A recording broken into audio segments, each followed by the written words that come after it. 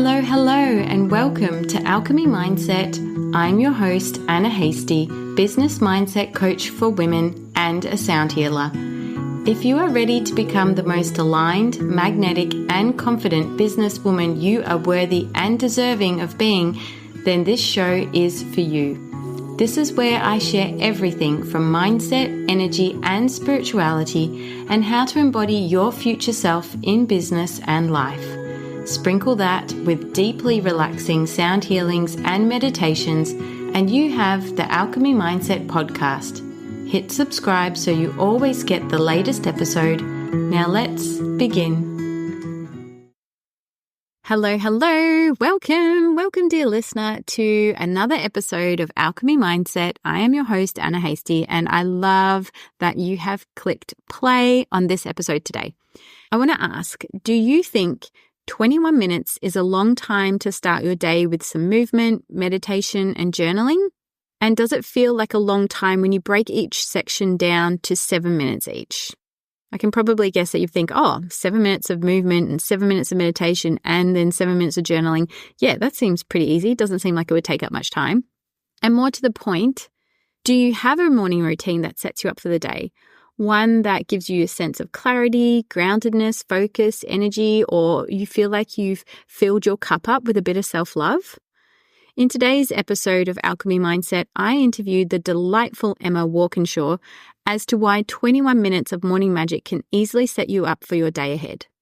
Emma knew she would one day write a book, but never knew what it would be about, until she followed her intuitive guidance to write the book, 365 Days of Morning Magic, a guide to living with clarity and purpose, to complement the morning magic routine that she passionately and lovingly guides her students through online.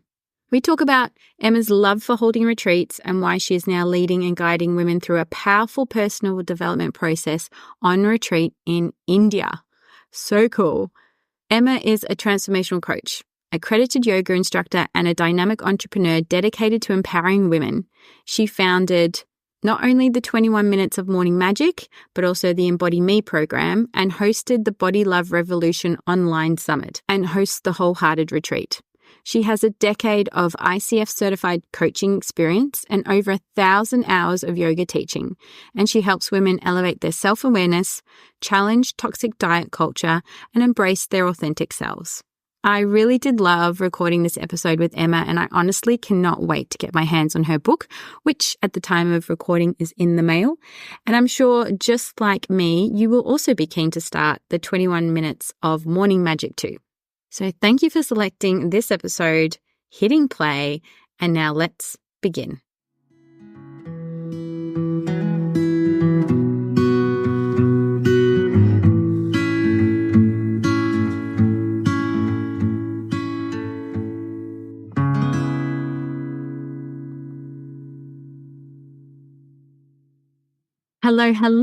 Hello, dear Emma. Welcome to Alchemy Mindset. I am so pleased to have you on the show. Welcome. Thanks, Anna. Such an honor to be here. And I love that we connected recently. And here we are again having another wholesome chat. So thanks for having me, my darling.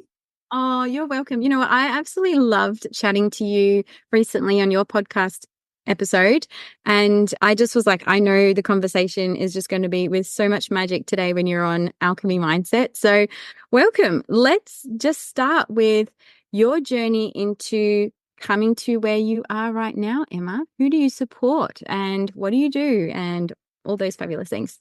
I'm going to try and keep it short.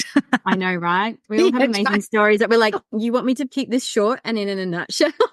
Yeah, short in a nutshell. I will say that I am a yoga teacher, and that's the love we both share, is a beautiful practice of yoga and all beautiful modalities that sit around that. So I had a yoga studio. So most recently, if I kind of fast forward the last 5 years, because it feels like a lifetime before that, but became a yoga teacher in 2018. And then in 2019, opened a yoga studio and reformer Pilates studio here on the Gold Coast. And I had that for around 4 years. So that took me to the beautiful, is that 2023? Isn't it funny how you have to remember dates? So 2023, and then decided that after a 4-year journey in a yoga studio, which I absolutely loved and love what I built, I decided to sell it. So I had been through, of course, like all of us had been through the whole COVID experience. However, I feel like in Queensland, we were relatively untouched in many ways, as opposed to we know that other states and other countries that had, a horrific time.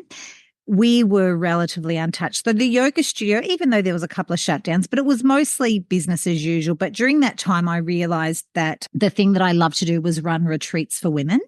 And that couldn't happen because I'd always ran them locally just in Byron Bay. So when you can't do something, I feel like it really births in you what you really want to do. You kind of think, well, if things were different, what would I do? It's that, if I were to create a life that I really want and experiences I want, what would it be? And that was to take a group of women to India. I had been myself in 2016. I remember thinking, if I'm going to go to India, I am going to take a group of women with me. Wow. So that was kind of, where it was born. So the last few years, what I do and how I help women is I'm online. I have an online business now since selling the yoga studio. So I still run retreats to India. I just delivered this year in March and then one next year in March, and Byron Bay still run them there, but primarily online, running a course called Embody Me, which is all about body acceptance as well as personal development tools. I have another beautiful program, Morning Magic, which is free. And Anna, your book is on the way. I know. So excited for it. I've written a book as well, which accompanies a morning magic practice, which is about helping women really have a morning practice that only takes 21 minutes, because in this world where we live in a very fast pace, we know that the desire to have a yoga practice and a morning practice sometimes feels huge and we cannot fit it in, particularly if you have a family and you work full time and all the things. So I do that as well. So to wrap that in a nutshell, what I do is I run retreats for women here in Australia and internationally. I have an online course called Embody Me. I do one-on-one coaching, and then I have my free group, Morning Magic, that has a book with it as well, which is 3 mornings a week we gather online at 6 a.m. and practice for 21 minutes, which is 7 minutes of yoga, 7 minutes of meditation, and 7 minutes of journaling.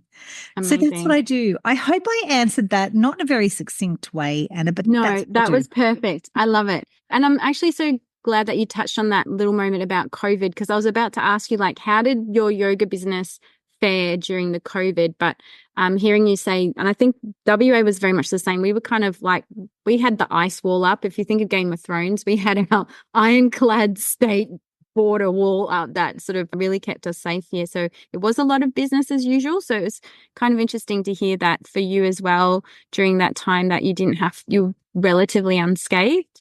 Yeah, I feel like, and then it really just, as we know, everything shifted and a lot of things went online. And I'd already been running workshops for women through the yoga studio, and I had done some Zoom stuff, but then it really did open up to moving more online, which has been wonderful because I can reach more women. However, retreats and connecting together is still one of my favorite things. And most women, I feel like we can do a lot of things online, but then there's a point where we love to actually physically be in the same room as someone and connect. I feel like we've shifted and we can do a little bit of both now. We can definitely be online, but there's got to be a point in time where you actually gather. Hence, I run around 2 to 3 retreats a year, and it's usually women who have done my Embody Me program or have join me for 21 minutes of morning magic and then say, oh my goodness, I would love to come to India, or I would love to come to Byron Bay and join you for a retreat. So for that more intensive experience of being with you and receiving your teachings, right? Yeah. And gathering with other like-minded women. Yeah, absolutely. So often I say the magic's usually in the group. It's not just me. And yes, of course, I'm leading and I have a program and I have some great tools that I share. But the magic is in the wisdom, the collective wisdom. Yeah, absolutely. So I really want to ask you, like, around how you've started running retreats, like your experience around that, as well as your journey into writing 365 Days of Morning Magic as well, your book. But I do want to ask just a sneaky question here.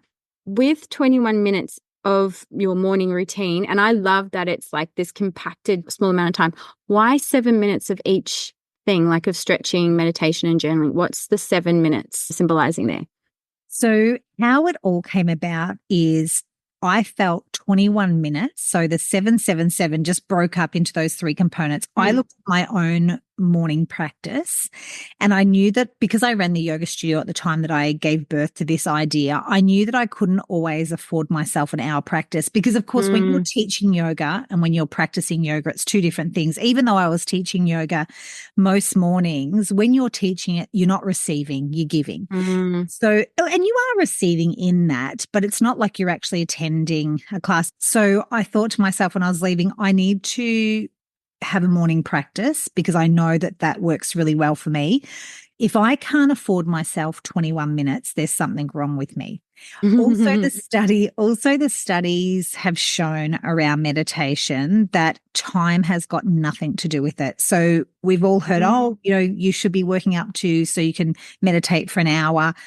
The truth is that if you were to get 1 minute of meditation in, it's beneficial. If you were to get 2-3 minutes of meditation, it's beneficial. There is no magic number. How I come up with a 7, because I know that when you land on the mat in the morning, so the idea is with this process, you wake in the morning and we meet on the mat together at 6 a.m. If you roll out of bed straight away and start to meditate, often we're still quite sleepy, so we might nod off again.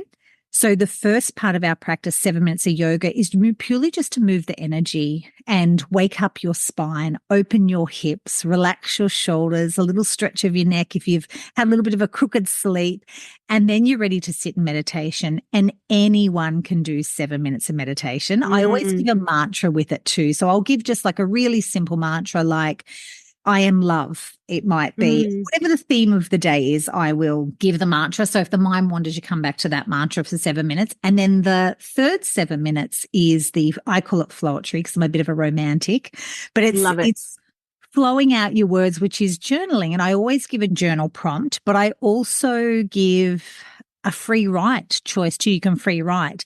Because usually in the morning, your voice of wisdom or your intuition is usually ready to speak to you. You've moved your body, you've moved a little bit of energy just for 7 minutes. You have then quietened your mind and meditated before your itty bitty shitty committee's waken up or had its morning coffee. You are able to tune in to your voice of wisdom. Yeah. And that's where she has some pearls of wisdom for you. So when you put pen to paper, sometimes it's just emptying out the trash that's in your head. Sometimes it's an answer to a question. And sometimes you can have a week where you just feel like you're writing gobbledygook, but then all of a sudden something, I've surprised myself. I've been doing this practice for over 2 years and I would have never said that I could write poetry. I've written poems. I wrote a poem for my mum. I wrote a poem. It is so interesting when you get your voice of judgment out of the way or don't let it step into the driver's seat first thing in the morning, you stay in that beautiful place where your voice of wisdom. You're like in that sunrise moment, right? That's what I'm like. I'm tuning in and seeing like you're in that sunrise moment and the sunrise as it comes up is just glorious. It's all fresh and it's new and it's full of magic. And that's the energy that you're channeling in there. The other thing, talking about the sunrise, watching the sunrise 3 mornings a week, or I do most mornings, but when we're in practice. And, one of the women said to me who's been doing it with me for 1 year. So she said to me, oh my goodness, going through a full year of different seasons, watching the sunrise, in summer here in Queensland, the sun rises around 5:30, 5:48. Yep. This morning, the sun rose at 6:28, so you're seeing the sun and the sky and the seasons. And that in itself, like you say, is glorious. It is magnificent. And all of the other benefits that happen when, I just said before before you hit record, Anna, simply when you see the sunrise in the morning, what you're doing for your hormones and your biorhythms of your body is incredible because we know that once sunlight hits our eyes in the morning, 14 hours later, another hormone is released that says it's time to sleep. So you're really starting to get your body into this beautiful rhythm. And when we're exposing ourselves to a beautiful sunlight, we've got a gorgeous morning practice. We don't start our morning on social media, reading the news, stressing ourselves out the minute we get up. giving ourselves just 21 minutes, just 21 minutes. And even in terms of movement, I feel like we've all had a bit of a hang up. You know, beauty standards, diet culture has done a number on us where we think that unless we're pounding the footpath, flogging ourselves, that it doesn't count. Where the truth is 7 minutes of yoga and then maybe you get a walk in that day or whatever you do is enough because you are enough. You've done enough. But we have this thing that we have to meditate for an hour, or there's this drill sergeant approach that just simply isn't true. If you can get in 21 minutes for your soul first thing in the morning, it's the gift that keeps on giving all day. Wow. Yeah. Thank you for sharing that, Emma. That's such beautiful wisdom. And you offer this through a Facebook community, don't you? I do. So if you want to put the link in the show notes, and everybody is welcome to join me. So I know that because you're in WA and I'm in Queensland, I do have early. I would just watch the replay, like when you wake up, because it just sits in the group. So, and I have lots of women do the replay. I've got quite a few women in WA and they just do when they get up, or if someone's flow is a little bit different too, great to see sunlight in the morning. But if the mornings for you are really, you've got obligation and children to move about and work to get to, make it your evening practice. Maybe you see the sunset. Maybe it's not the sunrise, whatever that might be for you. But again, taking that pressure off. Yeah, great. I've created it for the morning. But again, there's no hard and fast rules around that. You could do that at 10 o'clock in the morning if you wanted. But as long as you're carving out 21 minutes for you, wonderful.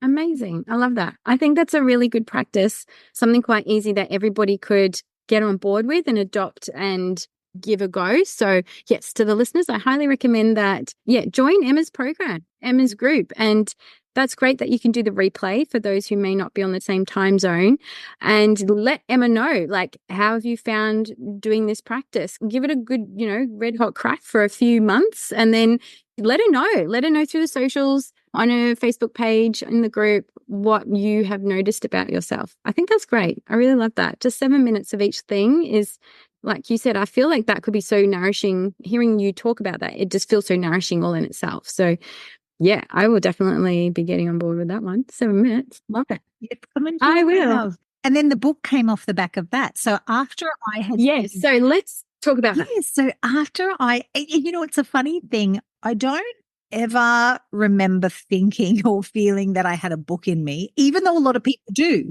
I don't ever remember thinking much about that. However, what I started to do was, with Morning Magic, I have a theme. I have a theme for the month. So, for instance, the theme this month for June is abundance and prosperity. So each morning we're doing a morning practice with an abundance and prosperity theme. Mm-hmm. So when we get on the line, I just do like a little theme for the day, which ties in with our mantra and our flowetry prompt. So that's kind of how the little formula, I guess you could say, with, which goes with the yoga poses.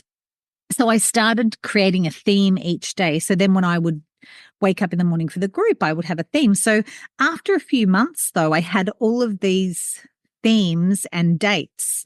So I thought, maybe I could kind of put this together and make like a week for my community, or maybe a month. And I went, I think I can do 365 days. So that was how it happened. And I had compiled quite a bit of it. And then my husband and I took a beautiful trip to Europe for a month. So while I was in Europe, it sounds so romantic, doesn't it? And it was incredible. So I finished the rest of the book just while we were because we're in Italy and I felt really inspired. We're in Paris and, I was doing morning magic with the women with the Eiffel Tower behind me. And then I was doing it in like a little place in a castle in Scotland. And then so it was very gorgeous. And it just tied in with that. And I thought, oh my God, this is such an incredible experience. I want to capture this because this is wonderful. So that was where my themes came from. And then when I got home from Europe, I thought, well, I've got now 365 days. And then I said, okay, well, let's journey into this. How do you even create a book? Where do I even start?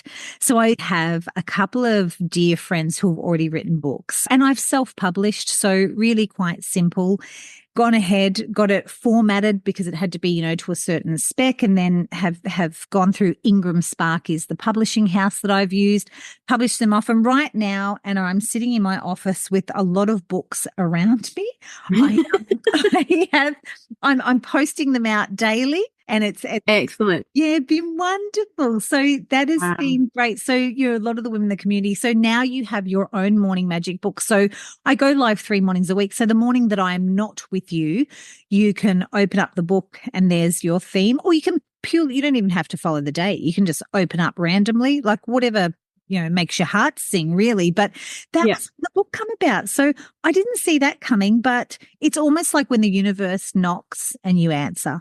I feel like a little bit of a calling at the time to pull it together and put it out into the world. So I did. That's amazing. And how natural it came about. It wasn't like, all right, I'm going to write a book, flex your fingers, get your keyboard ready and you're like, what am I going to write about? It was like the birth of the book just was a natural flow on from something that you were already creating and offering to your community.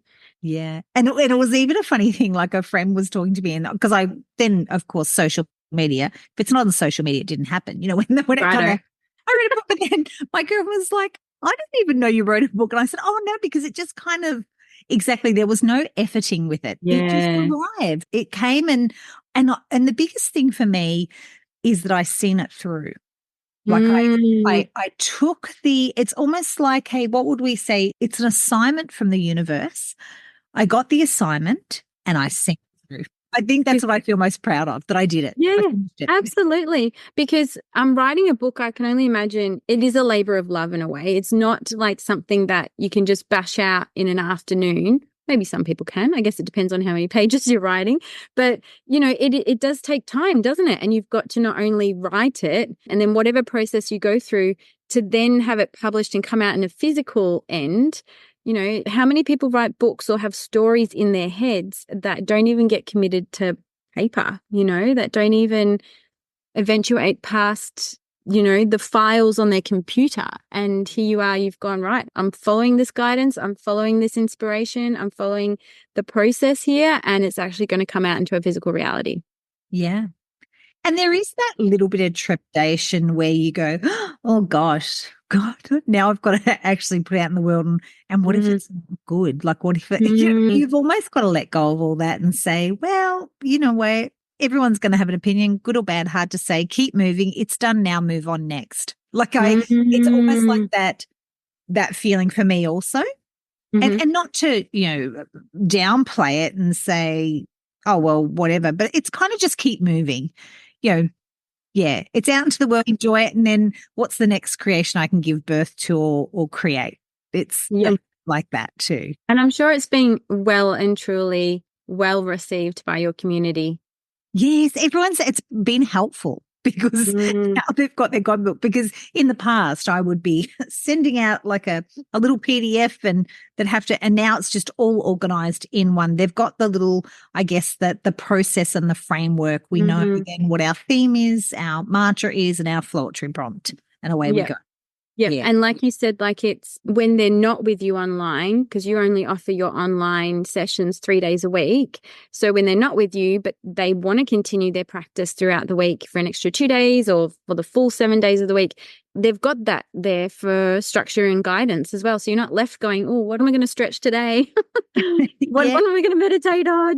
What am I going to, write about? Because some people, we do get a bit lost in that morning unless you've got that guidance straight there that keeps you on track. You can easily go, oh, well, I'll just look for something. And then next minute, your 7 minutes are gone, right? Because you're trying to find something to do.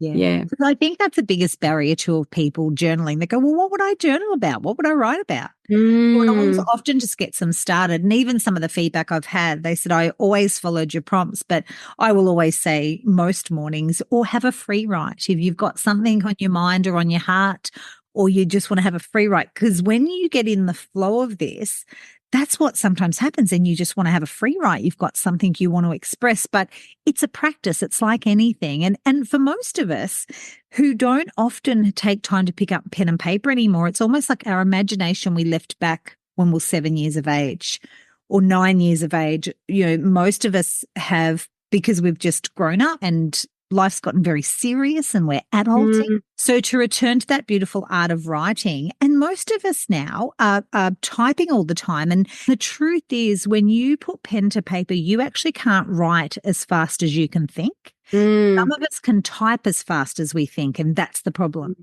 Whereas when you write, you have to really slow your thoughts down, and that's part of the practice. Yeah, absolutely. Yeah.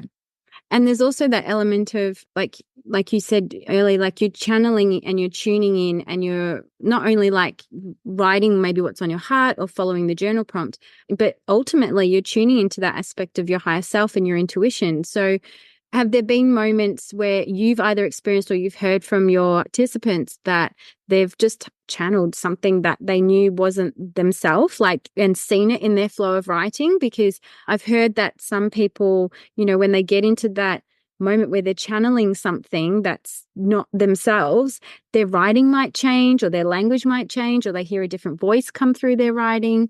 I have had feedback from some of the women that it is definitely in that meditation to the journaling part where they will most definitely be tuned into almost that clairvoyant part of themselves, that knowing they know what they know.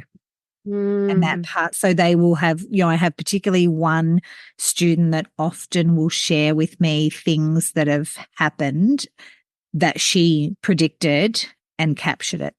Interesting. Wow, Yeah. that is so interesting. Yeah. So she's honing and tuning that skill. There is actually more than one, honing and tuning that skill of almost like clairvoyance, clairsentient, that then they are capturing. Yeah. And it is amazing when you do quiet your mind what you hear.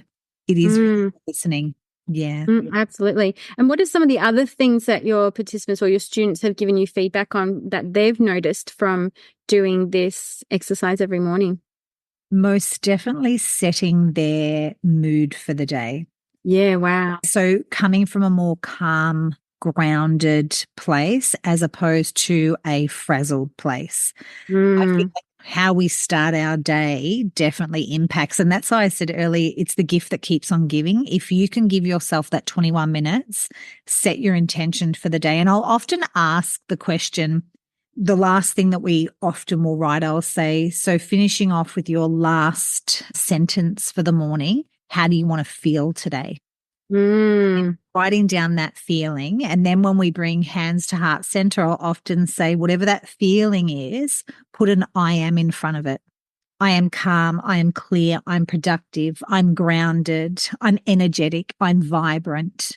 Whatever that, the I am in front of that. Because as we know, I am is very powerful, but it's what you put after I am that is the most powerful. Oh, 100%. Yeah. So starting that morning in your little bubble, because often people haven't chatted 21 yet. You've rolled out of bed. One of my ladies says so in summer at 6 a.m., in winter at 6:30. She says, I set my alarm for 6:28. I roll out of bed onto my yoga mat. So she hasn't talked to anyone. She hasn't said a thing. And then you've set your feeling and your intention for your energy for the day. And everyone always says, I feel so much better through the day because I've taken that time just to set my intention and just, like I said, not starting your day, you know, with this external bombardment of the outside world, which is often quite an assault to our sense. Yeah, it is, isn't it? It is. And nervous system, you know, our nervous system, when we first wake up in the morning, is in that beautiful place where you can prime it for the day as opposed to inject it with chaos and stress and all of the, you know, the things that we must do. If you give yourself that little bit of, you know, space and grace, then the day starts a little bit different. And your nervous system, or even if we want to use the word resilience, because you've given a little bit to yourself in the morning, your capacity is raised a little more. Your capacity is a little bigger. Yeah, absolutely. I love this. I think the listeners are going to love this. They're going to love it. They're going to love it. I love it. I love it. I'm just so enchanted with this process because I've noticed within myself as a reflection of being a mum now of almost a 2-year-old, I'm now reached a part with my daughter where I can get up early and make sure I am honoring like my time of meditation, maybe some exercise of some sort, or playing my bowls or whatever it is, but do it for myself before I then step out and go and be a mum. And I'm finding that the more times I allow myself to do that first, I'm such in a better headspace overall. Like, for example, this morning I got up early and it was like, I'll just do some basic stretching. I think I did almost what you suggesting here anyway. But I chose to myself just doing some basic stretching, just sitting here and doing some meditation or playing my bowls or whatever it is. It really does set me up for the day. And it more so just gives me that reassurance of, but wait a moment, I did fill my cup up this morning. Like I did give back to myself before I stepped out of the room and became a mum and then stepped back into the office and became a businesswoman or whatever it is. So it's now become like this really lovely sacred time for me. Yeah. And I think that's the thing it is now. It's like it's sacred. Like I'm not sharing this with anybody but myself. And it's sacred for me. Like it's a special moment for me. It is. Yeah. And it only has to be like we say, I mean, 21 minutes great, but what if it's only 10? What if it's 15? It's great. And back to the children thing, Anna, I did have just a couple of weeks ago feedback from one of my ladies and she messaged me and she said, oh, my 10-year-old son had joined me this morning. Oh, beautiful. And she said, when we got to the floetry part, she said, we actually didn't journal. We actually just sat and chatted about the journaling prompt. And she said it was such a wonderful conversation with him. Oh, my goodness. And even that, you know, if you were to include your children and maybe it's not a journal prompt or maybe it is, maybe it's a little 7 minutes of a conversation together about a question, that beautiful connection. So I know that, you know, quite a few of the women have had their kids with them. And of course, it's geared for children. Children can absolutely do this. Even though it is aimed at women, they still get it. But it was just such a thrill to think, oh my gosh. And because now my son is 19, I think, oh, my sonny, we would have done that together like him at 10. Just reminded me of my sonny, you know, at that age and stage. And it warmed my heart. So even that, if let's say we have got children, oh my goodness, have them join you. You know, even though, yes, the time alone is wonderful, but if they're with you, wonderful too. And don't journal, maybe discuss. You know, like welcome them into. That's a really great reminder there that you've shared that if they are in a place where they're curious to see what you're doing, like be open and share. Like I'm doing my exercise, I'm doing my meditation, and this is how it sets me up for the day. And then, like you said, invite the conversation because that's where the world needs to go, right? Like we need to have these really nice open conversations with our kids and realize that this is an example of how mum or dad or whoever works on themselves so that they're like, you know, best they can be for the day. And it really helps inspire other people. And I think creates that realization for kids that it's okay to do those things as well, you know? Yeah. Without doubt. And, you know, I feel that it's an old saying, but words don't teach. Your children are watching you. They are watching you. Yeah. 100%. You can say whatever you like, but they are watching you. They are seeing how you handle things and what you do and what your own self-care is or the way you go about the world. So it's the wonderful example to them. And if we talk about, you know, children also are in this busy world where there is technology and, you know, stress as well. It's great to have them practice with you. So there's the invitation for our listeners, Anna, to say that if you have children, you know, great if you can do it yourself, but include the kids. Yeah, absolutely. Because 7 minutes of meditation, I'm sure it benefits everybody, right? You don't have to be of a specific age or gender or whatever it is to be able to meditate. Everybody can. And if that helps kids also, you know, manage their nervous systems and sets them up for a great day, you know, whatever they're doing at school or with friends, you know, that's a real benefit to them. What a gift. Yeah. What about it? What a beautiful gift behind what you've created there, Emma. I love it. Let's flip this a little bit towards your retreats. Tell us all about these beautiful, luscious retreats. How did they come about? You said that they were sort of born out of loving creating the connection and community of bringing people together. Where was your first retreat? And how did you feel about it? Like, I also want to know, like, what was your mindset around it? Like, what was the experience? What were some of the ins and outs that went along with it? Because as a participant to a retreat, you love the experience and you love the connection. But for the retreat holder, the person that's running the retreat, there is so much that goes on in the background. So I'm really eager to hear what has been your experience about building them, where you first held it, and all those other fun, nitty-gritty things that go on behind the scenes. So that was a love of retreats. I had attended retreats myself and Mm. loved the feeling. The receiving part of it was just beautiful. Because I ran the yoga studio, I felt like it was a natural, from a business perspective, it was a natural, I guess, evolution, or a natural, what would we say? Complementary, and complementary service. And because connection is grown in a yoga studio and in a community, I thought, let's definitely run like an immersion, like where you're actually there, we're doing some yoga. And by no stretch of the imagination is the yoga crazy yoga. It's very gentle and very nurturing. I also realized that women, and because I work with women particularly need a bit of nurturing themselves and need some downtime.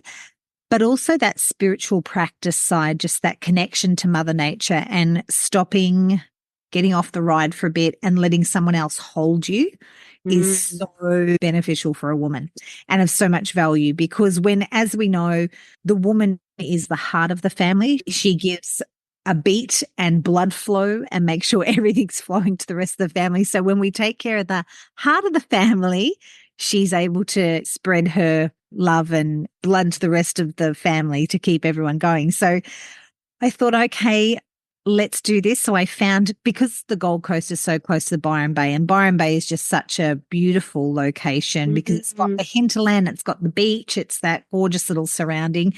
And because it was so accessible, and because we were during COVID, one of the retreats, and then after, I thought I need to make it, even though I was across the border, technically Queensland to New South Wales, I needed to make it that women could get in the car and drive there. Yeah. There was no planes, trains, and automobiles. It was very simple and accessible to get to, even though I still had women fly from Melbourne and Sydney. Wow. Amazing. Which was wonderful, but which was great. It was still accessible to get to Byron Bay because you can fly into Ballina now. So I thought, okay, I'm going to do this, found a tremendous location. I've ran it in 2 different locations, but I've found the perfect spot now, which has got a beautiful yoga shala. We can get to the beach for a sunrise in the morning. We've got a beautiful hinterland where we can do a bushwalk. Amazing. And the accommodation's great. It's got a pool and a sauna, and, the kitchen's great. So I brought in a dear friend of mine. I ran one retreat alone, and then I brought in a dear friend. So I co-facilitate the retreat with another yoga teacher. And that has been incredibly helpful because like you say, there is a lot to do and a lot of organization. And particularly because you're feeding a large number of women too, that, the food is probably the biggest thing that takes quite a bit of planning. And I've outsourced a fair bit of that too. So it's just knowing, what everyone's going to be eating and taking into consideration. So I've done with the retreats, I make them vegetarian and alcohol free. I do say they can have a coffee though. People go, I can go meat free. Yeah. Some people just cannot live without their coffee, right? Yeah. It's an absolute, yeah. And I certainly don't want people with a cracking headache the whole time. No. So, and 2, I do laugh and go, because I know they'd sneak it anyway. So just say have it. You don't eat this, and even too with that, Anna, I am not a kind of person that is really strict around this stuff. No. Like, this is suggested, we are going to be vegetarian and we're going to be alcohol free, but if you need your coffee, by all means, I need you to have a wonderful time. Like, it's so. Yeah, the retreat. Now, have I answered that question? So the retreat, yes, bringing in some help, outsourcing what you can is really, really helpful. But the gathering of women and then keeping the program balanced, because I feel women need to have a little bit of free time as well. So always giving them the afternoon free has always been my methodology, a little bit of activity in the morning, the evening, but that afternoon, after lunch, giving them some space. So that's my Byron Bay retreat. But then my true passion is India. Yeah, wow. How did that come about? Like, how did you go, all right, I'm going to India with a bunch of beautiful women and we're going to have the most amazing time? Yeah. So I attended India myself on a retreat in 2016. And like I said at the start, I knew that I would return with women. So after, during the COVID thing, I thought, well, what do I really want to do with the rest of my life? I want to go to India and take women. That's definitely a bucket list. So that came to, fruition this year. And why India? I feel like we potentially can get to Bali ourselves. We can get to a lot of locations ourselves. But India, for a lot of people, is a hell yes or a hell no, or if I'm going to go, I need to know I'm going to be safe. I'm in that category. Yeah. I'm very intrigued about India. I would love to experience it, but I want to go with organization, with someone who's going to hold my hand and guide me to some really great places that I don't have to navigate myself. I'm not that confident to navigate India on my own. Yeah. And it very much is that you do definitely want to, I think, have someone on the ground there, which I do. I have a travel partner there, which is wonderful. So an incredible Indian company, which I know through a dear friend who's been to India 14 times. Whoa. So I know. So I felt really lucky to have that connection. And then organizing everything, working with that partner has been tremendous. And then even in India, we have somebody with us the whole time. I have the bus, we have our own. So this time there was 13 of us this trip. This trip, we've got 16 of us going. Wow. So a few more. So I have the same bus. We've got it all mapped out. We pretty much do the Golden Triangle in India. So Rishikesh is where yoga was born. Mm-hmm. Just beautiful. And then we do Agra, which is the Taj Mahal. So, and in Rishikesh, we see the Ganges. Like, it's just incredible. It is truly the most incredible country. And then, of course, Agra with the Taj Mahal. And then we do Jaipur, which is just, I think, potentially could be one of my favorite cities. It's known as the Pink City. So there is the palace, and it's just incredibly beautiful, but very hot. And then we do Delhi, which Delhi also is another beautiful. There's New Delhi and Old Delhi. So we stay in New Delhi, which is full of gardens and quite beautiful. But Old Delhi, we do go there, is quite the, wow. It's quite the India really, slaps you in the face. Yeah. I was going to say that's the full throttle kind of experience in a way. Wow. Absolutely. Wow. So India, and like I said, there was 13 of us who went in March, and we had just the most incredible experience. The food, the people, the culture. We did some really wonderful things around yoga there. We went to an ashram that was not working anymore, but observed that, which was really amazing. And we were taught by a yoga teacher there, because I teach a lot of the yoga, and so does Yogi Louis, who I co-facilitate with. But we had an authentic Indian yoga teacher. The women just loved that. That was a really great experience. Like, there was just so many experiences. Even the women are still on a high now talking about it, who came back, because I've launched the new trip and that's sold out. Yeah, it's all gone now, which is wonderful, but there will be another. I will release another one in the next few months. But yeah, so it is really quite the trip. It's a place where I cannot even liken it to anywhere. It's very different. Yeah. Yeah. It's, I would say it's a very culturally enriched country. And it's you could say it's quite diverse in a sense, and it has that high energy, I would say, but also that deeper spiritual energy that lies underneath at the same time, right? Yes. Even just culturally. So our tour guide, who is the same one that's going to be with us the whole time, his knowledge and his stories of India culturally, just how they live their life, is really quite fascinating, around arranged marriages and how all of that works. Also, the history of, the palaces and what happened in the past. We actually said it's like Days of Our Lives. He was giving us, it was so fascinating. He was telling us each day, each place we'd go to, and we're all hanging on to every word. Wow. Because it was like Days of Our Lives. He was an incredible storyteller too, which was wonderful. So we all really enjoyed the history and the culture too of this vibrant country. Yeah, I can imagine. I think that for me, like, going on a retreat like that would feel really safe, because you're with someone who's leading you through a program, and it gives you that taster to go, oh, this is what India is like.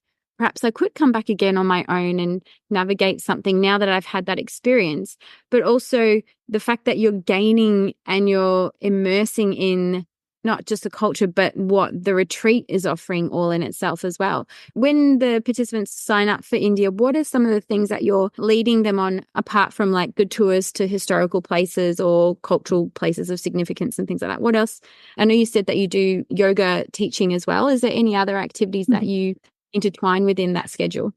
Yes. So we do personal development workshops, a lot about transformation when we're there. And we use the analogy of India. So I guide them through different workshops. We do pretty much a workshop most days and our yoga at whatever location we're at. So the locations I've chosen have always got a beautiful yoga shala. Our one in Rishikesh looks over the Ganges. It's picturesque, like it is divine. And monkeys everywhere. So, Oh my goodness. yeah, but it's gorgeous. Wow. And then Yogi Louis, she also delivers as well, who I co-facilitate with. Yogi Louis is a yoga teacher who's specialized in pain and trauma, but also Ayurvedic. So we also have a lot of Ayurvedic experiences too in India, which is wonderful. Yeah. And Lou, she comes with her knowledge around that too. So while we're there, we're also leaning into that because a lot of the food is, well, it's Indian food, it's vegetarian, but they use their food a lot as their medicine. Their Ayurvedic comes through a lot of their spices. We go into the spice market, which is a sight. It is just incredible. We were walking through the chili section. You're not even touching the chilies, but it was just phenomenal. All these chilies like lined up in these big Hessian bags, and your nose starts to run in your eyes. Just wow. Just from like, I don't know, the atmosphere of all this chili dust, chili energy. Get me through the chili. And then you get the beautiful, the cinnamons, the turmeric, but the sight of it is just divine. We all bought the most amazing spices back, and you can get them in. So I was going to ask, is that possible with Australian customs? Yeah. It was. So the place that we go to, they know that tourists can bring them back in. So they're sealed and they're stamped. So we just got there, declared them. They went, yep, all good. 3 went. So, I bought home, of course, butter chicken. I bought home butter chicken, and it is like the kids, I made it for my husband more than one time because it's his big bag of butter chicken, but just beautiful. And like their potato mix and all of and the tea, because of course tea is grown in India. So all the different tea and chai in India. Oh my goodness. Oh, but it's out of this world, right? And their coffee, their Indian coffee is beautiful. So there's all of these lovely experiences. We do a cooking class as well. And that was fantastic. just, phenomenal, teaching us how they cook we learnt, how to use paneer, which is, their because it's a lot of vegetarian, how they use their paneer cheese. And so it is the trip of a lifetime, Anna. It really is. I can imagine. And what a great way to, like you said, step into that Indian culture if you haven't ever been there before, and to be really like, it sounds like it's a wonderful experience because you're getting a lot of everything within the whole entire time. And even I guess like if you've been to India before, it's still worthwhile going on this retreat because of the personal development and the yoga and the other introspection kind of aspects that you get to do within the program. Yeah. And we have actually got 3 women who are coming this time, have been in the past. So they're returning here. Yeah. Not on our trip, but they've been and they're coming. So it is definitely, if you are slightly intrigued by India, it is well worth a trip to India. It is an incredible country. Yeah. Yeah. I feel like that would, just hearing you talk about it and obviously having met you and talking to you, I feel like it would be such a really nourishing and safe and enjoyable and exciting and fun retreat to be a part of. Yeah, very much designed for the ladies. Yes, absolutely. Oh, amazing. Thanks so much for sharing all of that, Emma. Before we sign off, I'm just wondering if you can tell us how we can get hold of your fabulous book and any other fabulous things that you would like to share with the listeners.